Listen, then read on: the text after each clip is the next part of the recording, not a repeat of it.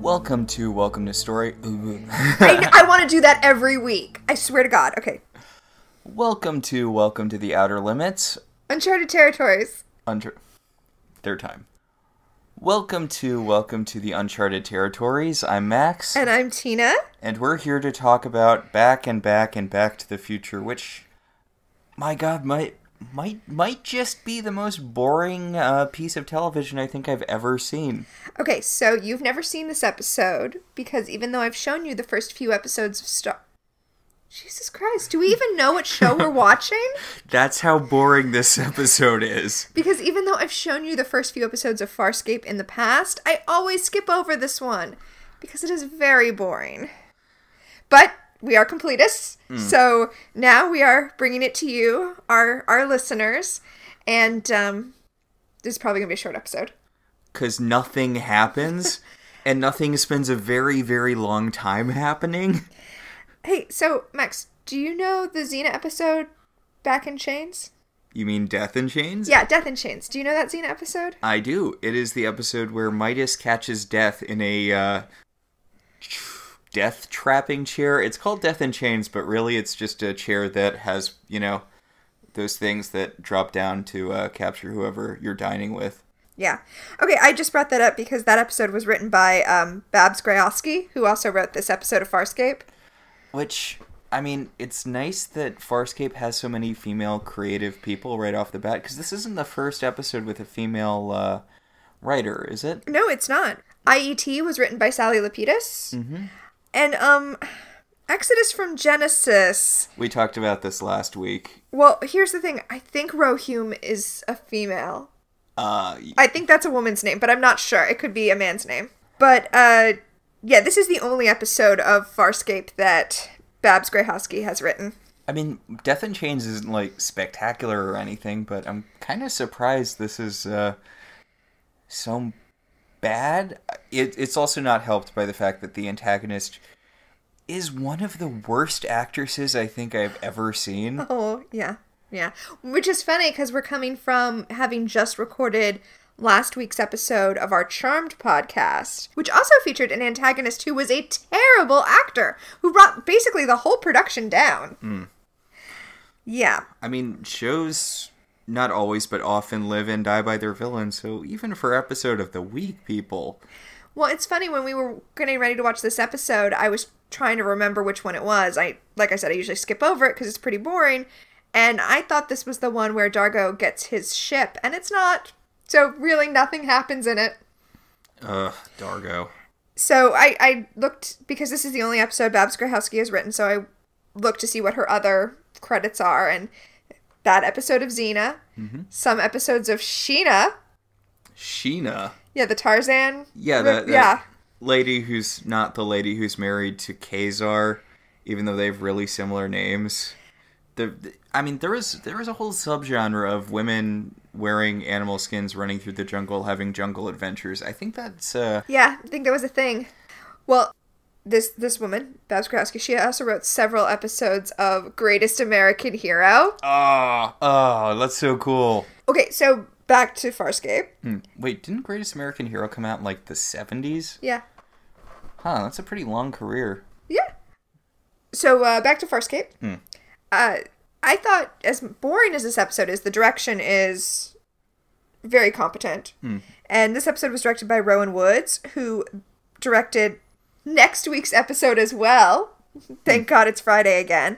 And honestly, just several episodes of Farscape. He did A Human Reaction, which I'm so excited to get to. And also Won't Get Fooled Again, which is interesting, because Won't Get Fooled Again is kind of a sequel episode to A Human Reaction. Yeah. It's always good when shows have creative team continuity.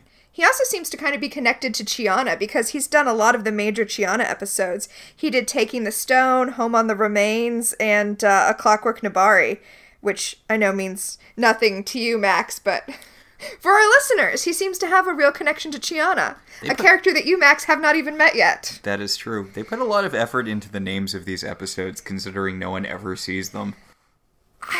I know, it's strange, right? I mean, we shouldn't talk. We used to put effort into the names of our episodes. Yeah, but presumably people at least saw those. Yeah. Yeah. All right, I think we've put this off for as long as we can. So the episode, for as boring as it is, actually just throws you right into the middle of the action. We start off with a CGI shot of a ship that I think is actually pretty good for the time. Yeah, I think even for now, it's really good for TV CG. Yeah, so it's a ship being consumed by, like, these green waves, essentially. And everyone's split on whether or not they should help the ship, and by everyone, I mean basically everyone's against Rigel. Well, Zan, Dargo, and Rigel are in command discussing whether they should save the ship or not. And it breaks down the way you would think. Zan thinks they should save the ship. Dargo thinks they should fend for themselves. And Rigel thinks that they should, take off and wait for everyone to die and then go loot the ship. Dargo thinks that for now. For now. As soon as Pilot tells them who the ship belongs to, he's like, oh, it's a people who are aligned with my people? Never mind, let's go save them. Yeah, Dargo wants to stay clear and be safe. And then a message finally comes through from the people who are on board. It's an SOS distress call from 2 aliens who are, what we will learn, are Alonics.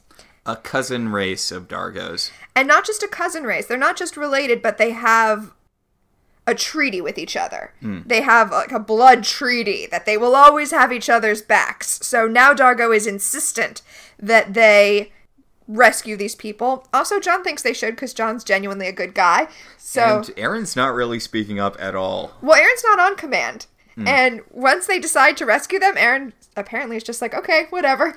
I was going to say Aaron doesn't get a lot to do this episode, but she does. Zan kind of just drops out of the plot after a certain point. Zan does drop out of the plot. Aaron does a lot, but doesn't have a lot of agency in this plot. I mean, she basically gets the one scene where she fights What's-Her-Bucket over and over and over again. Which is actually kind of my favorite scene in this episode.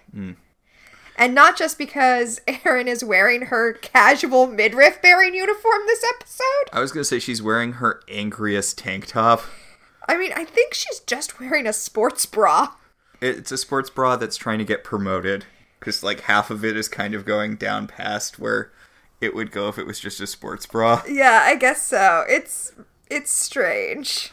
So, they saved the 2 aliens. It's a young lady alien and an old man alien. And they're... Is it a young lady? I mean, there's a lot of makeup happening, and she seemed kind of middle-aged to me, but I guess maybe she is supposed to be a young lady. I mean, there's so much makeup. Yeah.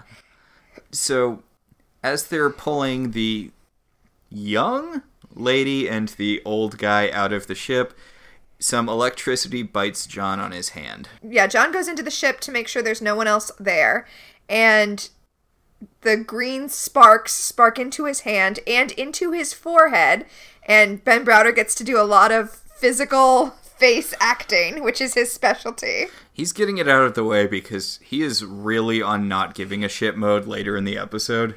Well, I mean, Ben Browder, as the show progresses, he will have a lot of chances to play stoned or drunk on either substances or alien things. And his manner of playing stoned or drunk or mind-wiped or brainwashed or whatever it is he's playing is distinctive. And you're getting a little taste of what it's going to look like right now. Huh. Let me tell you, John's brain is not treated well out in space. But Dargo comes up behind him, and we can see that it's echoing. Dargo's saying there's no one else on board, but it's, there's no one else on board. There's no one else on board. There's no one else on board. We, the audience, can see that it's some sort of weird time loop, but John just dismisses him and says, I heard you the first time. He should probably go to the sick bay or what have you for Farscape. Yeah, he should probably talk to Zan, but he doesn't know anything happened He does not yet know that something has happened. I mean, he got electrocuted and then he had it's very clear that this isn't just him repeating himself over and over again. I mean, it's clear to us. You know what it really made me think of? What? The scene in Simpsons where Marge is driving down the road and she hears the voice of Homer telling her, all of the flashing back to all of the high points of their relationship, and then it's just Homer in the backseat with a paper towel roll. I was thinking of the bit where she catches Bart vandalizing city property, and she's like, "This town is a part of us all. A part of us all. A part of us all. I'm sorry to repeat myself, but it'll help it stick in your head more." And then later in the episode, he starts thinking, like, when he sees the Shelbyville kid stealing the lemon tree, she starts playing back in his head, and he's like, "Huh, that does work." Wow. It's weird that Simpsons did two completely different jokes about the same trope, and they're both very good. Yeah. Yeah. Early Simpsons is a very well-written show. I mean, it's all Harvard writers, so... And Harvard-created comedy. Thanks, Harvard. So, meanwhile, Fish King is sitting in a chair. He's going to spend most of this episode eating. Yeah, it's basically Rigel is here this episode to illustrate the tragedy of the commons. Because once Dargo has decided that these are people that he has a blood debt to, he's going to help them at no cost. He doesn't want to ask them for payment. He's going to take care of them, give them any resources they need, feed them, give them anything they need. And remember, these are criminals out in the middle of space, so they don't have unlimited resources like they do on the Enterprise. So Rigel realizes that if Dargo's going to give away some of their food, he should consume all of the food right now. It's literally an illustration of the tragedy of the commons. He's eating as much as he can so that... Actually, it's mostly just to screw other people. That's what the tragedy of the commons is. Yeah. So, Xana's like, "Wow, you're being kind of a greedy shit." And he's like, "Go have barely a subplot." Yeah. I mean, he basically... It's a comedic subplot-ish, his subplot, which is just eating a lot throughout the course of this episode. He's like Slimer. Yeah, he's a food monster in this episode. I mean, he's a food monster a lot of times, but this episode, that's basically all he does is be a food monster.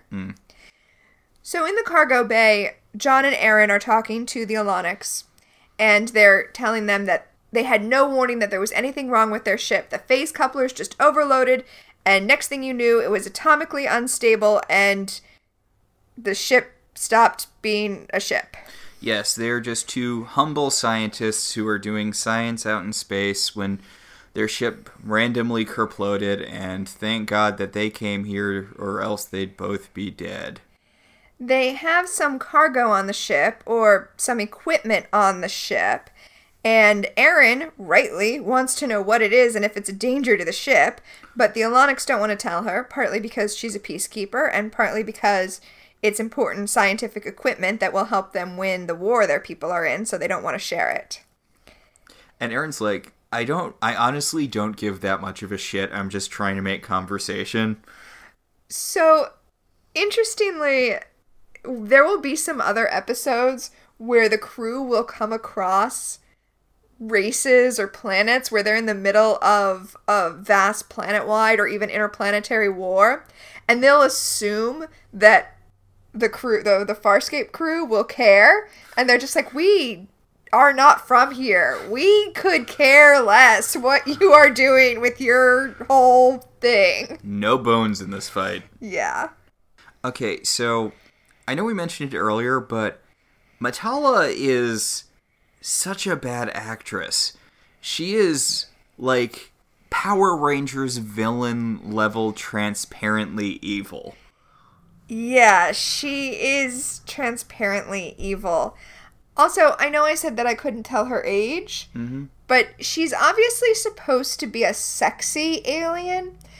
These aliens have tentacles coming off of their forehead, and the male alien has tentacles coming off his forehead, and they just, like, hang down, being all tentacly, whereas hers are kind of pulled back, creating a crown effect on her head. And honestly, the thing it reminded me of the most is another thing that will mean nothing to you, but Delenn from Babylon 5, who was also supposed to be sexy even though she's an alien. Are they trying to pull from, who are the blue stripper aliens from Star Wars? The, like, Twi'leks, or... there is something kind of Twi'lek-y about them. So, speaking of sexy aliens, John gets a flash? Yeah, it's all season 4 of Lost where they're flash forwarding. When did they start flash forwarding? I don't remember which season it is, but John gets a flash of Matala groping him while they both make weird sex faces. Okay, I know she's a terrible actress. I know that she's one of the things that's bringing this episode down, but the face she makes when she grabs John's crotch is honestly the best part of the episode. Yeah, it is. Okay. It's cartoonishly excited. She, opens her eyes really wide and, moves her eyes back and forth like she can't believe what she's just discovered. Yeah. She looks like she has a comedy orgasm face. Yeah, it's... like that one guy in the room. But also John is doing a weird orgasm face, which does not make sense given what we find out is going on in that scene later. Yeah, it's very misdirected. But John comes back from his little flash, and he tells Aaron, I have no idea what I just had.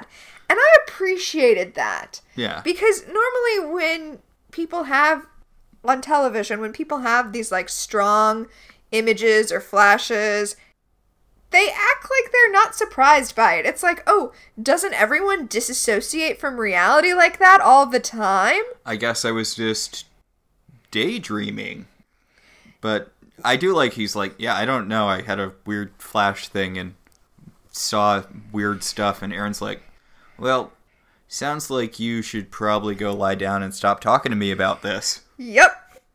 I love how disinterested Aaron is in everything that's going on this episode. Even when she realizes the huge issue with these aliens, she still only seems interested in an academic sense. So, Rigel is being really rude to the new alien guests, so Darko pinches his eyebrows until he stops being rude, and he's like, these are my genetic cousins. I have an oath of fealty to them, so why don't you shut up and crawl into your little king hole? Yeah. So he tells Rigel they're not going to charge them, they're going to take care of them, and they're going to take them to the coordinates that the aliens have provided so they can rendezvous with their ship, which, according to Pilot, will take 12 Arns, which is hours. It'll take 12 hours. I'm sorry. Look, last week you were like, is a cycle a year? And it's like, yeah, a cycle is a year, but I like that they have a different word for it, because why would their year match when this planet they've never heard of goes around its sun? 12 of your Earth minutes. They're not my Earth minutes, they're everyone's Earth minutes. There's an episode later where John needs Dargo to do something, and he needs him to coordinate this attack they're doing, so he needs Dargo to wait 30 seconds. And Dargo's like, I don't know what that means. So John teaches him 1 Mississippi, 2 Mississippi, 3 Mississippi. Okay, I like that better than, it's weirdly enough all coincidentally the same units of time just with different names. Oh, I assume it's not the same unit of time. I assume it's 56 minutes or, 70 minutes. But, it's close enough. Okay. Because I feel like there are certain divisions of time that are heliocentric? No, the opposite of that. I feel like there are certain measurements that would be universal, And obviously it wouldn't be exact because it's not heliocentric, but, when you're talking about ages, there'd be a certain, Or rather it would be, galactic? Multiple heliocentric. Yeah. You just do the universal average for planets where sentient life has evolved. I actually assume that's what cycles are. Because I assume most people would track a year by their seasons. So most planets would have a year based on their, planet's rotation. Mm-hmm. And galactic standard would just be the average of all of those. Yeah. Or, the average of the races that formed whatever the first alliance was. So I'm guessing Farscape doesn't have an episode where there's a cowboy planet then. It's not like Star Trek. Yeah, there's not a cowboy planet. Coincidentally, our planet evolved to be exactly like 16th century Scotland. But then you would divide things into, like, understandable metrics. And I feel like an hour, or, you know, something roughly an hour, would be something most races would have. But obviously it wouldn't be 60 minutes for everyone. So, you know, they just came up with one. And Boy, we're really trying not to talk about this episode. I guess we are. Well, you know, it's actually convenient that this episode is so boring because you and I probably had to have a discussion about cycles and Arns if we're talking about sci-fi tropes. Yeah. So this is the best episode to have it in because not a goddamn thing happens in this episode. So, yes, Matala is going to bring Old Man some food, and she's taking Dargo with her so that after they feed the elder scientist, they can boink. Yeah, well, we get to have a scene where Dargo has a conversation with the older alien, where the older alien asks him, you know, what he was imprisoned for, or rather, was it for being a traitor? And as soon as Dargo's like, nope, he's like, oh, then fuck it, I don't care what you did. This is actually really important because what we're establishing here is that Dargo has not actually told anyone the whole story of why he was imprisoned. And honestly, I don't know if we've talked on this podcast about the reason Dargo was imprisoned. I know we've talked about it in general, but it was... What was that thing in the Bible with... Was it King David who was in love with one of his soldiers' wives, so he kept on sending the soldier out to the front lines in hopes that he'd get killed and he could marry the woman? Bathsheba. Yeah. Yeah. I mean, it's sort of that adjacent, right? No, but I kind of don't want to fill you in until we get there, because it is when we finally get the moment where Dargo reveals what happened. It's kind of supposed to be surprising. And it connects to Dargo's motivation, which, as I have told you multiple times, we still really don't understand Dargo's motivation yet. He was on the Foxhole app, right? Wow, referencing last season of Silicon Valley. Okay, okay. We try to make this podcast as accessible as possible for everyone. I really do think, as boring as this episode is, this is the first episode that starts to hint that there's more to Dargo than just being Space Warrior guy. Which is ironic because this is the most Space Warrior honor-filled guy that we've seen, but it hints that there's something going on with him, that he might have some motivation other than just, like, being a good Luxon.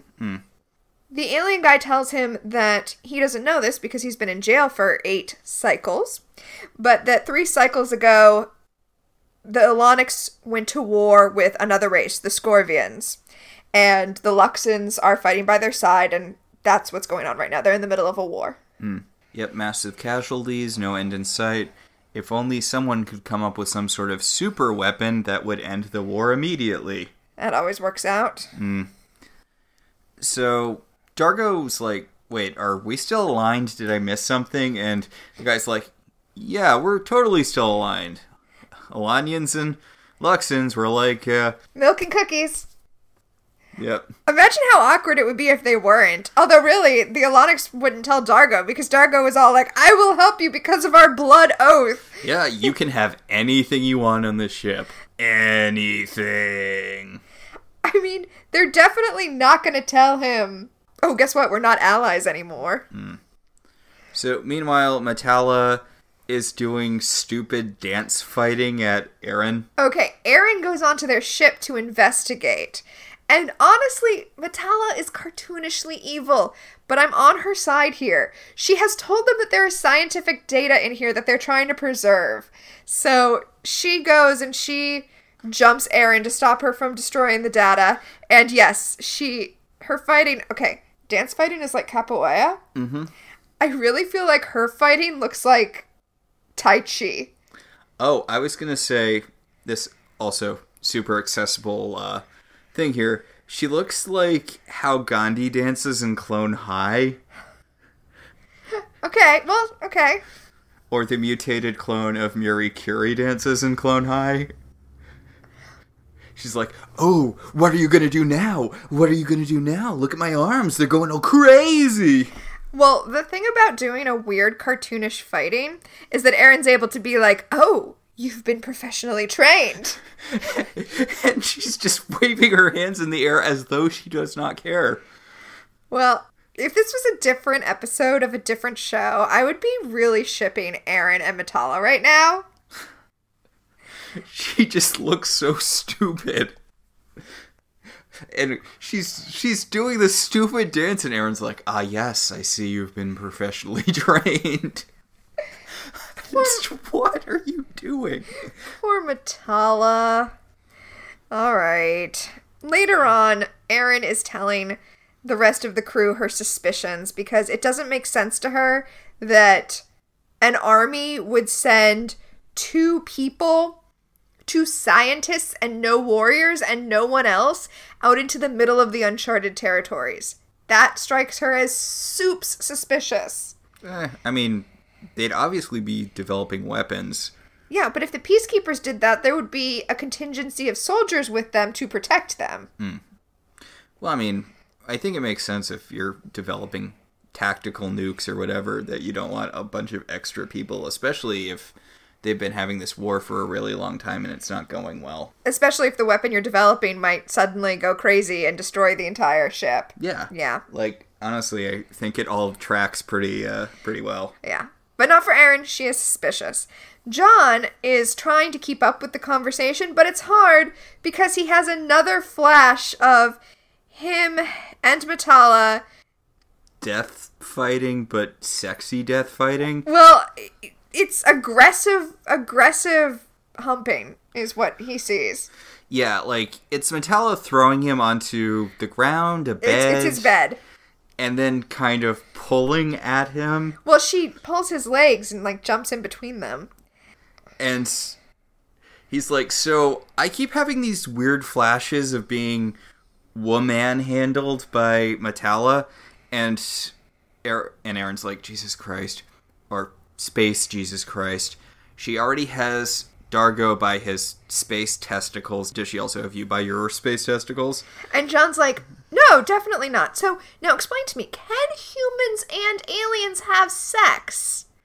Which, again, I appreciate as a sci-fi trope. I appreciate that John's like, wait. I know that in Star Trek, Kirk just has sex with everyone. But in actuality, we are different species. Do our genitals even align? This line of thought is interrupted by another flash where Metala tears John's shirt to expose Ben Browder's abs, because he's been doing a lot of sit-ups. He's cool with this now. Yep. And he's like, I just had another one of the flashes. I think I need to go be alone for a bit. I'll be in my bunk. And Zen's like, masturbation. And Erin's like, please don't talk to me. It's actually a really weird flash because she appears to be like gnawing on his stomach. Yeah. But his facial expression indicates that he's receiving a blowjob. Yeah, which, no, she's literally gnawing on his stomach. It's not a sex thing. It's although I don't know, I guess she didn't want to get fabric in her mouth when... Yeah. Her attacking John is very, very sexual. So, old scientist is doing old science, and Dargo comes in, and he's like, hey, I want to have another meandering conversation about our culture or whatever with you. Also, I want to imply things about my backstory, but not say anything. Yeah, he talks about how he kind of wants to bone Metala, and how he hasn't had his rocks off for 10,000 years or whatever. Okay, look, I appreciate this, because if you assume that, in general, people are not going to be attracted to... Luxons? No, I meant any alien was probably only going to be attracted to aliens of their own species. In general. Obviously, that's not a given across the board.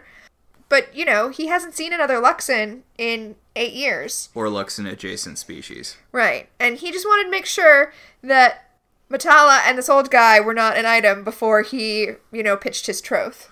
Because that masturbation knife of his is getting pretty dull by now. Oh, God. Oh, God. Well, Metala comes in, and she is giving indications that she is up for it. She's, stroking some of the stuff that Dargo's been working on, and she's like, I've always been interested in Luxon objects.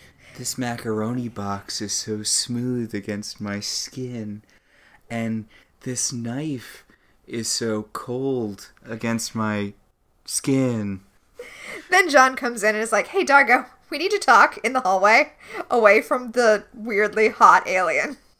And John tries to explain to Dargo the weird flashes he's been having. He wants to know, like, is this a thing Ilonic women can do? Can they, like... Yeah, do they have, like, psychic sex powers? Do they emit hallucination-causing hormones? Which, honestly, this is a pretty good leap of logic for John. Yeah. But Dargo's like, no, I called dibs. Yeah, he's like, nope, keep your weird human paws off her. I'm gonna bang her, and if you even think about it, I'm gonna kill you. And I love John being like, I don't want to have sex with her. Not to keep referencing other things, but buckle in, there's gonna be a lot of that. Of all the horrifying, gross crab monsters on this planet, you are apparently the hottest. Yeah. And, I mean, it's not out of the realm of possibility that a human would be attracted to an Ilonic. They're, you know, like I said, they're done up in the way that sexy aliens are often done up. But John is not interested, and Dargo is not believing that. Dargo's like, stop having fantasies about her. I called dibs. And he growls at John, and John's like, I'm actively grossed out by all of that. Have at it, bro. I just want to stop having these weird flashes. Speaking of, another weird flash kicks in, and it's Erin telling him that she doesn't trust the scientists.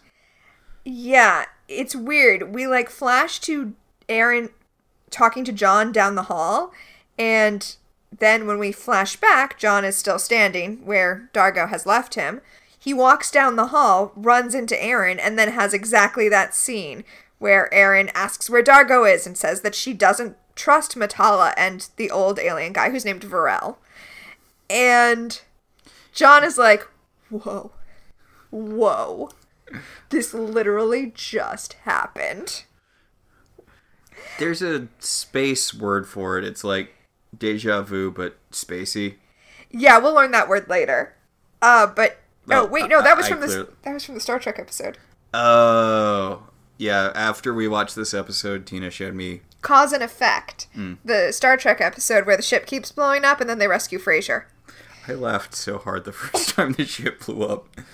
That would be a deeply hilarious way to end a Star Trek series.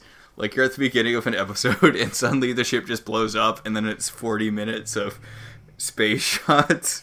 So, that's actually kind of what was supposed to be the joke of the second episode of Hitchhiker's Guide to the Galaxy. Because, you know, Hitchhiker's Guide to the Galaxy was a radio show before it was a book. Mm-hmm. And Arthur and Ford just get kicked out into space in the beginning of the episode.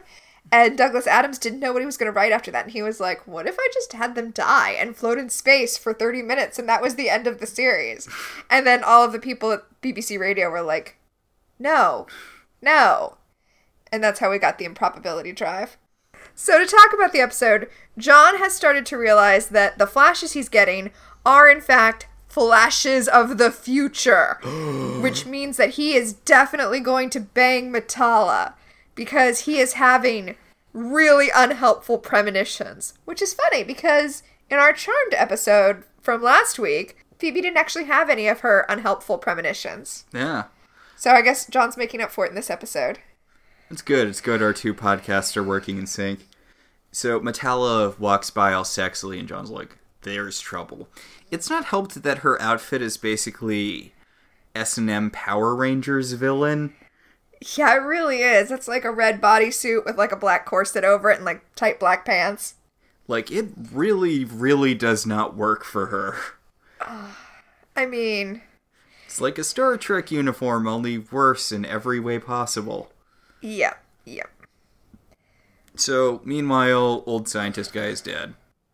Yes, John and Dargo come across Varel, and while they're trying to figure out what happened...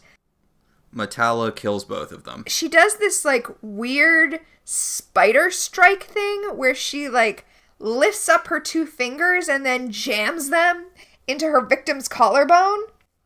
Yep, and then she snaps Dargo's neck, and then she snaps John's neck. And then we go back to John because this has all been a future flash. And he's like, oh, shoot, that's bad. That's definitely bad. He also says that he has become unstuck in time. Which is a reference to Kurt Vonnegut's Slaughterhouse-5. So, he flashes back in time to tell Dargo, hey, don't trust Metalla, she's gonna murder us both. And Dargo's like, you're just saying that so I won't fuck her before you do, you gross sack of crap. Yeah, Dargo does not want to hear what John has to say. It's unfortunate, but also feels very real to me. I mean, look, Dargo's finally found a woman that he wants to have sex with who might want to have sex with him back. I don't think he's going to want to hear she's actually evil. At least not until, Yeah. He wants to James Bond it. Sure. Just have sex with the evil lady and then kick her out of an airlock so you don't have to have an awkward conversation. This conversation... How is James Bond not a bad guy in more things? James Bond is 100% a bad guy. Yeah. Yeah. But, like... Why don't more people know that? Yeah. Yeah. I guess that's something I kind of appreciate about the Craig Bond movies, where they're pretty upfront about James Bond being a reprehensible human being. I'm trying to remember which movie it's from. I'm pretty sure it's from one of the Sean Connery Bond movies. But he has sex with one of the henchwomen. Mm-hmm. And then he reveals that he knows she's a henchwoman. And she says, you're not going to kill me, not after what we did together. And he says, well, I couldn't very well have killed you before. Yeah, right? Villain. That's a fucking villain line. Anyway, John and Dargo's conversation about why Dargo should definitely not have sex with Metalla is interrupted by Varel, who informs them that Metalla is currently in the cargo bay doing warrior dance fighting with Aaron. Yes, Aaron wanted to see her moves, so to speak. Yes, exactly. And John is just not acting here. It feels like he got to the halfway point in the episode and he's like, you know what, this isn't very good. I'm just not going to try anymore. He's like, I'm just going to mark my lines and then we'll figure it out when you figure out a better script. Yeah. John runs into Aaron and Metalla on their way down to the cargo bay. And he wants to make sure that they're going to be down there for a while. Because as long as they're down there, the vision he had of Metalla killing Varel can't happen yet. And he can figure out what he's going to do. I love that Metalla and John are having this weird loaded conversation because he suspects her and she's trying to fool him. And Aaron's like, are we gonna fucking fight or not? What is happening? Literally, she says, come if you're coming. Which, I love how little patience Aaron has for everyone in this episode. It mirrors the viewer's feelings. Yeah, there's a real sense of, can we just get this over with? Yeah, definitely. Speaking of, Rigel's eaten. Yeah, poor Rigel and Zan, you're right. They get very little to do in this episode. But Zan comes across Rigel eating all the food cubes because, he's not going to share. Yeah. And Zan feels like there's something wrong with the ship. And she wants to know if Rigel is in tune with the ship enough to feel like there's something wrong with the ship. And Rigel's like, that is not my deal. No, I do not feel something wrong with the ship. Man, her powers are very barely useful. Yeah. She's got a real Deanna Troi thing going on here. I think when we were watching this episode, you mentioned that her powers are even less useful than Deanna Troi's. Yeah, it's like... she's like Deanna Troi if Deanna Troi couldn't do anything ever.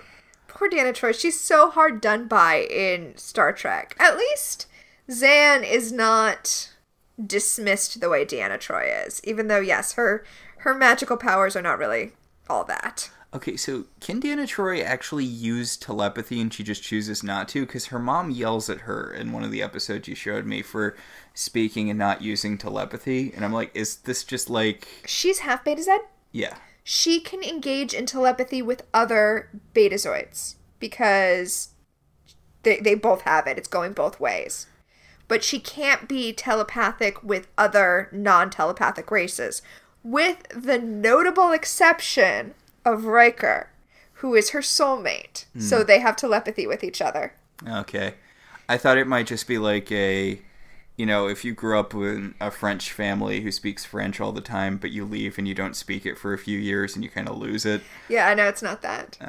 Now, in Babylon 5, the telepaths are specifically trained to not use their telepathy, but that's mostly because... Isn't there like a government group hunting them or something? Actually, they are owned and controlled by the government. If you're a telepath, the government, like, takes you from your parents and raises you and you become government property. Yeah. That's like a whole thing. But also, they train you to not use your powers because people don't want other people reading their thoughts all the time.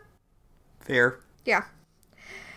Meanwhile, Aaron is kicking the crap out of Metalla.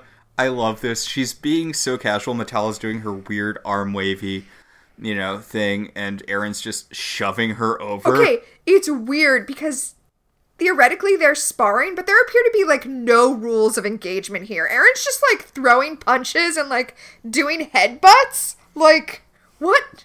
What is this? Aaron was like, hey, an excuse to beat the crap out of someone. Right? And there appears to be no attempt to not hurt the other person. Like, if you're sparring, you, like, pull back or don't make contact or something. But no, Aaron's just like, great, I'm gonna punch you in the jaw. So Aaron is handily kicking Metalla's ass all over the training room until Metalla uses her scorpion spike, because she's a scorpion person, actually, to poison Aaron unconscious. Yeah, she does the hand thing that John saw in his image, except she strikes Aaron's collarbone, and now Aaron is unconscious in a very arty shot. We see her splayed out on what we will learn in later episodes is the emblem of the Peacekeepers, which is on the floor of the cargo bay. We've never seen that on the floor before, but it makes the shot look really striking when we get the big wide crane shot of Aaron splayed out after being beaten. It is a good design. It's not super Rothko-y. It made me think of Rothko right off the bat, but just the, like, really simple geometric designs. Maybe Basquiat. Actually, you know who it reminds me of? It reminds me of some of Georgia O'Keeffe's non-flower paintings. Huh. Yeah, no, I can definitely see that. It's just very sharp geometrical cuts. You know what it is? What? It's the shapes from the camel episode of Parks and Recreation. Oh, I like these shapes, yeah. The painting that Tom gets really into. Yes. I've been staring at it for 4 hours. Zan, meanwhile, in her subplot, in her subplot. Her subplot, where it's just her going around asking people if they feel something weird. Well, she's asking the Alonics now if they felt anything weird on their ship before it blew up. And they're like, we told you at the beginning that there was no warning, it just blew up. And she's like, okay, but was there anything strange that you dismissed that now, looking back, you're like, oh, that was definitely a warning sign? Now, Zan wants to go speak with old guy, Verrill, but Metalla doesn't look too happy about that. Yeah, Metalla kind of follows along and is in the corner carefully watching this conversation. So, Zan has kind of figured out that, they're not just two random scientists doing space science in space, but rather they were building a weapon, blah, blah, blah. Yeah. Well, so the thing that happened with their ship was a phase imbalance, which, okay. And they said that the explosion happened in a system of their ship that doesn't exist on Moya, so Zan needs to calm down. But Zan knows enough to be suspicious. So John goes to see if Rigel has any useful information, which, shocker, he doesn't. And it's funny because the only thing Rigel's useful for is throwing John into another vision, where, again, he's back where he was before. He sees Varel dead. Dargo comes running in and tries to tend to Varel. But now John is on high alert because he remembers that this is where he gets killed by Metalla. Speaking of, Metalla sneaks into the room. She almost plunges her thing into John, but then John blocks it, and then she just kicks his ass handily anyway. Then he flashes back to talking to Rigel. And, of course, he has a freak out because, he just came back from a hallucination. Zan is like, what happened? And John's like, I really don't have time to get into what's going on, and runs to the lab where Dargo is having a conversation with the Alonics. Basically, they're telling Dargo that the weapon they were building needs to be inside of a containment field. The weapon is, in fact, the thing that made their ship blow up. But it's okay. They have a containment field now. It's just that the containment field wasn't in place before they needed it on their ship. But everything is 100% fine now. Yeah, and they're asking him why he doesn't trust them. I mean, they try to play on the blood oath, you know. They're like, we need this to protect the Alonics. Can't you help us protect our people? And Dargo fucking buys it. So John has decided to actually tell Zan what's going on. And, okay, he starts by picking up this, like, ceramic mask that she has in her room. Mm-hmm. And then starts telling her about his premonitions. And he tells her, like, either I'm having premonitions or I'm going bonkers. And she's like, you know, I'm psychic, right? Like, this isn't out of the realm of possibility. Also, John knows he's not going crazy. He's seen that they happen. And Zan is like, okay, wait, so you're seeing the future, so change the future.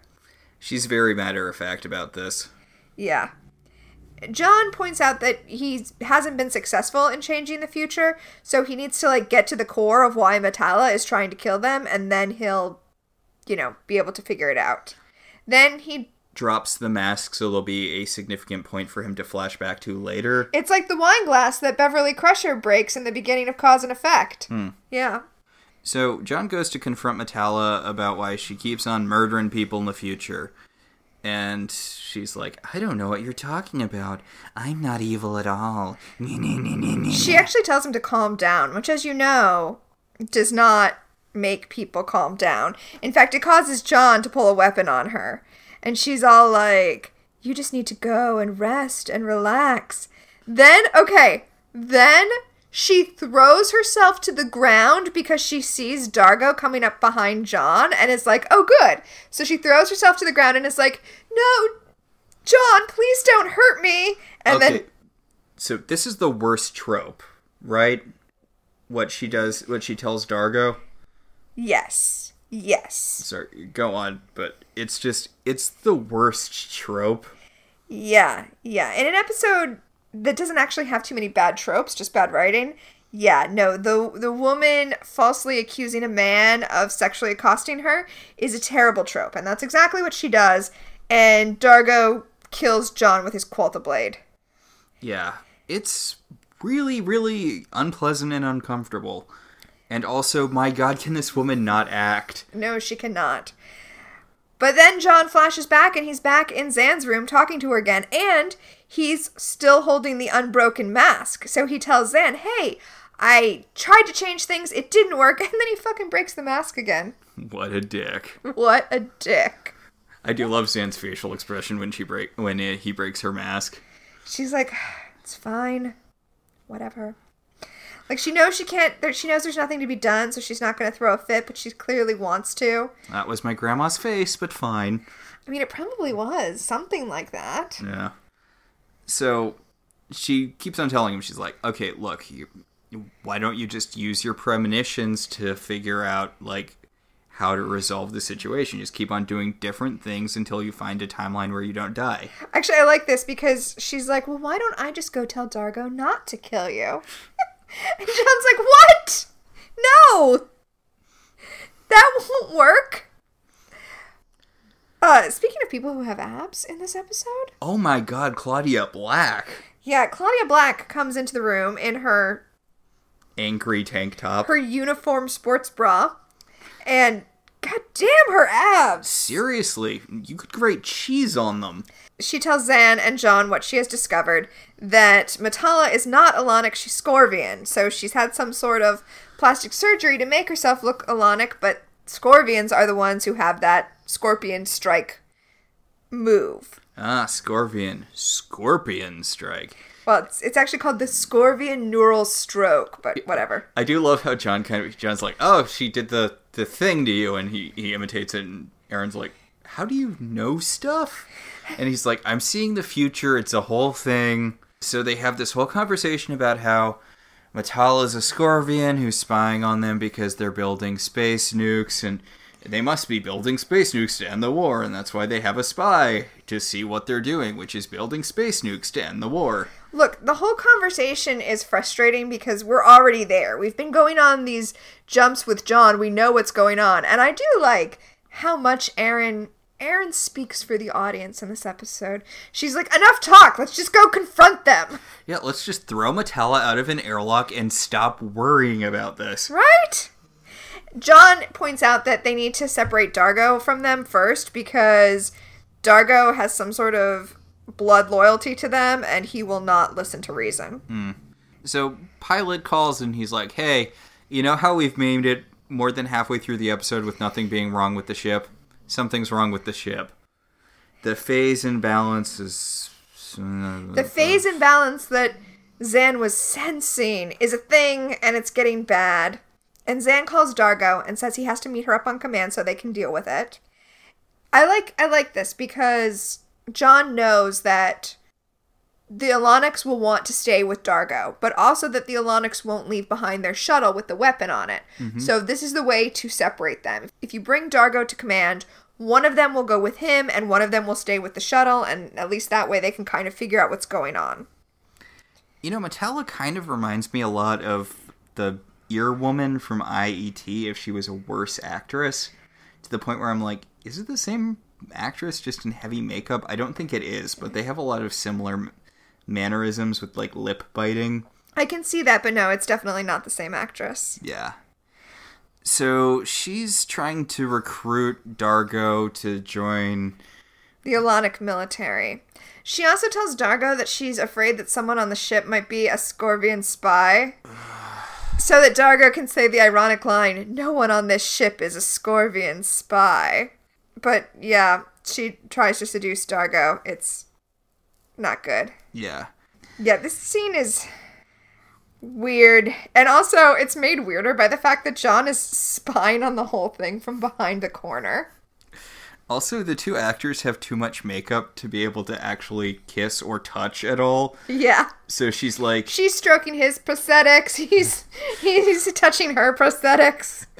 Not to go to our other podcast, but it's kind of like when Ghost John Cho and Piper were trying to figure out how to interact since they couldn't actually touch each other. Yeah, they're just kind of waving their hands around each other. Yeah. So, while this is all going on, John goes down to talk to Varel and tell him, hey, you know what? I'm pretty sure that you're here to build a weapon, not to do research. Oh, good. We get to hear about the space nukes for the 10,000th time this episode. Yeah. Also, he tells Varel that Metalla is a spy, that she is an alien, and that she is a spy. He also lets Varel know that he's become unstuck from time and that he's seen into the future, that he's having future flashes, which causes Varel to take out some sort of tricorder. It's his future flashes detector. Yeah, and it's like, beep, beep, beep, beep, beep, beep, beep, beep. Ah, you are having future flashes. My word. Yeah. I like that it's like, yeah, you must have been exposed to, you know, the thing. And, like, this is a side effect. Becoming unstuck from time is just a side effect of what we're doing. Should have put on your time pants. Mm-hmm. Yep. You should have put your time gloves on before messing with the time thing. He believes John, and he tells John exactly how the space nuke works, like it's a little black hole. So, okay. This is a terrible episode. Mm-hmm. I would never argue otherwise. But it is interesting that it involves an alien race who's trying to harness a black hole to use as a weapon. Because essentially the continuing plot of this whole show, starting in the second season on, is going to be a bunch of alien races fighting to control the technology to use wormholes as weapons. Mm. So it's kind of a little bit of a prelude to what's to come. So now that Metalla has Dargo on her side, she's going to go confront them, but it was all just a trick to get his giant, stupid gun. His Qualta blade. I don't think it was a trick to get his Qualta blade. I think she thought she could pull this off, but when Dargo and Metalla come down, she sees that Varel and John are talking, and she thinks that, you know, the jig is up. So she strikes Dargo and takes his sword gun and then kills Varel. So John is stuck behind a table and he's trying to wake up Dargo because he's just been a font of usefulness this episode. Right? I mean, so we've seen that the strike doesn't kill you, though. When she struck Dargo and John in his flash forward, then she had to break their necks. Mm-hmm. And when she struck Aaron, Aaron was back a few minutes later. So we know that Dargo will wake up in a few minutes. So that's normal. Speaking of Aaron and her abs show up with a giant gun. Yes. So Matala has made a run for her shuttle. And Aaron's like, well, I'll just take it down with my gun. And she starts shooting her gun at the shuttle, which causes all of the green tentacles that were taking down the ship originally to come out and start encompassing both the shuttle and all of Moya. And Moya gets completely destroyed by the green tentacles. And then we flash back to John in Zan's room holding that death mask. I do like how they go through him to get into Moya. Because he's standing in the bay window or whatever. And all of the energy goes through him and then sucks in Moya. Yeah. So now he's going to have even more flashes or become the Phoenix or something. Yeah, right? So he has her mask and he sets it very carefully on the floor and then he steps on it. Like, what the hell? What are you thinking if you're Zan? Like, what is going on right now? What a dick move. I don't get why he breaks the mask. I mean, shouldn't he have set it gently on the cushion where it goes so that he can prove that he can change the future? That he cannot break the mask? No clue. So Aaron comes in and she's like, so guess what? And John's like, Matala's a Scorpion? And Aaron's like, yeah, that. And Aaron's like, what's going on? And Zan's like, he says he can see the future, and she's like, but you can barely function in the present. Ugh, shut up, Aaron. I mean, Aaron's great. Especially, she is like the one ray of light in this episode, but John's been carrying the team for so long at this point, and you've only been doing this for like a month. Also, I mean, they would already all be very dead if John wasn't having these flashes. Yeah. So, yeah, this is another episode where John's going to save the day. Also, we haven't seen Space Ponytail in so long. Oh, I know, right? I didn't realize how long it was that we don't get Crace. I mean, I guess it makes sense because Lani Tupu, who plays Crace, also voices Pilot. Oh. Yeah. So in another show, you would have to shoehorn in one scene with him every episode since he's a regular character who, gets paid to regularly appear on the show. Mm-hmm. But since he's Pilot, he's in every episode. Smart. Yeah. So John has realized that essentially they're not going to succeed unless they separate Dargo and Matala, because everything that they've tried has had Dargo still be with the super sexy spy, and that's not what you want. You don't want Dargo with the super sexy spy. Nope. So this time they do send Zan to get Dargo away from everyone else by saying, hey, can you talk to Rigel? He's eating literally all of our food, and I need you to pick him up by his ankles and shake him until he pukes it back up. And Dargo's like, yeah, that sounds like more fun than having sex. Bye! She tells Dargo that essentially Rigel's been drafting an invoice for the Alonics, so he needs to go beat up Rigel. And I like that this is the kind of thing that would cause Dargo to leave the Alonics, specifically because... Honor. It would be impolite to his guests for them to have to see him deal with this.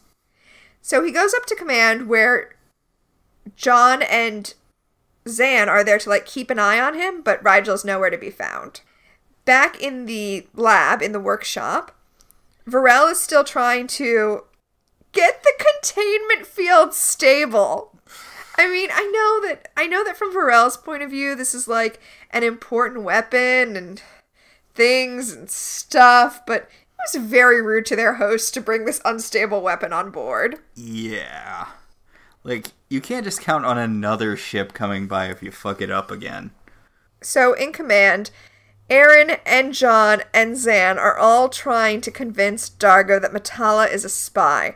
I mean, I know that this is gonna work eventually, but it feels like they could have just saved a lot of time by temporarily confining Dargo somewhere. Like, I feel like you're burning a lot of time trying to convince him of what he doesn't want to be convinced of. Seriously. John kind of ushers the ladies out of the room so that he can have a man-on-man talk with Dargo. Yeah. And it's basically, hey, look, I know you have a giant boner and honor and an honor boner, but that's all stupid. She's a spy. She's going to not only, kill all of us, but she's going to kill all of the people you have sworn a fealty oath to. Jesus fucking Christ, you idiot. Well, I do like, though, the way John convinces Dargo that everything he's saying is true is by using his knowledge of the future conversation he saw Dargo having with Matala. Mm-hmm. He knows, because Dargo told Matala that he couldn't go be an Alanic fighter with her because of the crime that he committed, because of the crime that he was in jail for. And there's no way John could know this unless he had seen it in a future flash. So that is finally the thing that convinces Dargo that he might be telling the truth. Shouldn't Dargo believe the Future Flash thing anyway, since apparently the Alanics have a tool specifically dedicated to detecting them? Right? I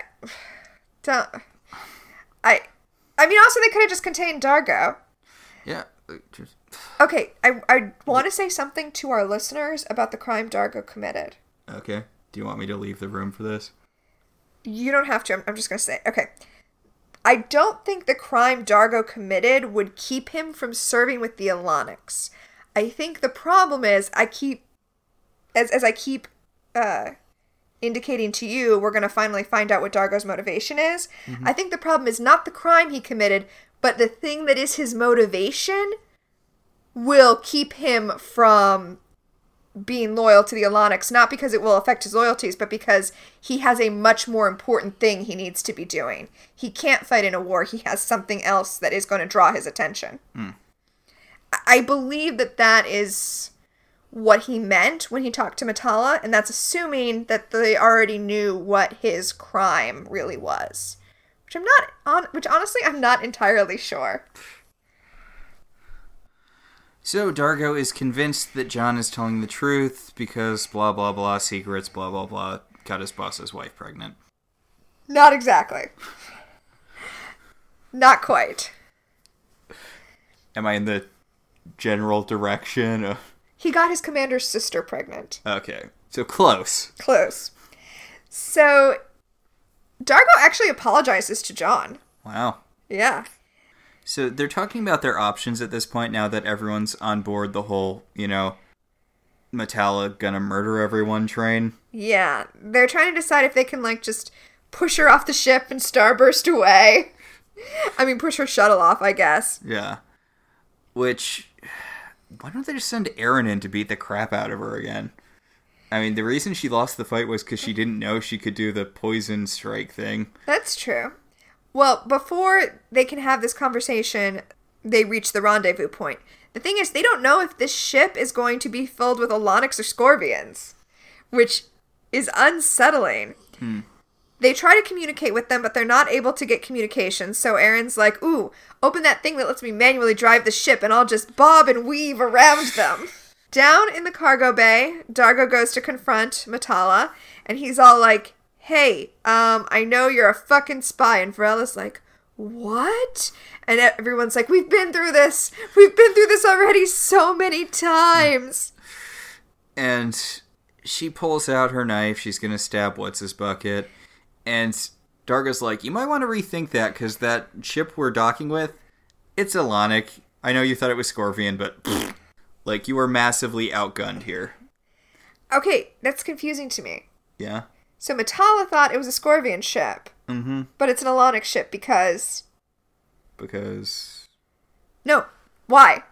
Why was Matala so wrong about what was going on with her own evil plan? It doesn't matter. We get a fight sequence. Yep.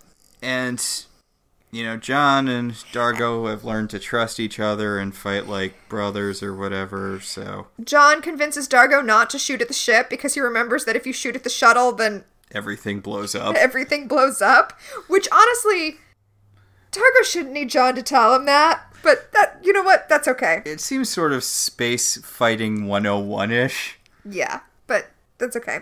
Metala tries to get away in the shuttle, and Varel realizes that he can't let the Scorpions have the weapon, so he gets rid of the containment field from where he is, which causes the weapon to overtake the shuttle that Metala's in. Moya can starburst out of there, and Metala dies in a screaming green light void. Also, it turns out that the ship was actually Scorpion, and the burst takes it out with her. Yeah, so they just lied to Metala, and she believed them? For no reason, like, when they're like, oh, you thought Scorpions were coming, but they were actually Elonics. She was like, oh, I believe you for no reason, even though I guess I knew that the Scorpions were coming, I guess? I don't know. It's an ending. It's an ending. I love that Dargo says I should have seen it coming. Like, Wah, wah. yes. So I guess John's over his future sight thing now. Yeah, I wondered about that too. He got it all out of his system. I mean, maybe it just, like, wore off? Or maybe when the weapon was destroyed, it stopped being a thing? I guess. But Rigel's got a stomachache because he ate too much food. Yep. Wah, wah, wah, wah, wah, wah. Okay, so as Rigel goes off to puke and or defecate somewhere, Dargo enters the room and he's like, hey, John, I guess you're going to make fun of me because I had a boner for a girl who tried to murder all of us. And John's like, oh, that's just what relationships are like on Earth. Ugh. Shut up, John. Well, okay, so he also wants to delve into what Dargo's crime was, and Dargo doesn't want to talk about it. But the main reason that I wanted to bring up this conversation about, you know, whether or not Dargo was able to think with his big head instead of his little head, is because the next episode will open in the middle of Dargo going through Luxon Ponfar. God. So I feel like it's very connected. It's like this episode ends with Dargo being like, look, I know I got out of control because of my horniness, but don't worry, it'll never happen again. Next episode. Gilligan cut to Dargo in a rage because he's in Luxon Ponfar. Yeah, Dargo's like, yeah, I'm sorry, I'm not normally that, distracted by women. I was just super horny. You get it? And John's like, yeah, I get it. And then Dargo wanders off, and John's like, really felt like I was going to get a hand job out of that one, but okay, fine. So, episode over. I actually think we should skip our segments this week. Because, goddammit, nothing happened. I don't really feel like there's a lot to delve into on our segments this week. I mean, I noticed Dargo had tentacle tattoos for the first time. Yeah, Dargo actually has a lot of tattoos. Oh, you know what? You noticed it for the first time, so I might just drop that in as appropriate for a distant part of the universe. We're actually going to learn that Dargo's tattoos, all of his tattoos, are significant for different reasons. Like, his culture has tattoos for all occasions. That's kind of neat. I like that as a story concept. I think the main reason I finally, noticed it this episode is because I was so bored it was just something to focus on. Maybe that was the point, right? In this episode was to be so bored that you got to see all the little details that they put into the show. So what have we got next week? So next week is Thank God It's Friday Again. And the description is, Dargo, after threatening the crew with Luxon hyper rage... Sorry. ...is later found docile and happy on a planet and decides to stay. So, that'll about do it then. Yeah, I guess that'll do it for this week. Tune in next time. And tune in next time and keep tuning in because, listen, we are having, as our reward for getting through Back and Back and Back to the Future, we're having a run of good episodes. We get Thank God It's Friday Again, PK Tech Girl, That Old Black Magic, which honestly I feel like it's going to be a little divisive because Maldus is probably a pretty divisive figure, whether you love him or hate him, but we're gonna love talking about it. And then DNA Mad Scientist, which is one of the greatest episodes. PK stands for Peacekeeper, right? Yes. Okay. That took me longer than it should have. You've been mentioning it for a really long time. Yes, it's Peacekeeper Tech Girl. You know what? It's funny. I hadn't thought about it, but because I just always knew it was Peacekeeper Tech Girl, but now I realize that title is specifically trying to obfuscate that fact. Well, that's it for this week.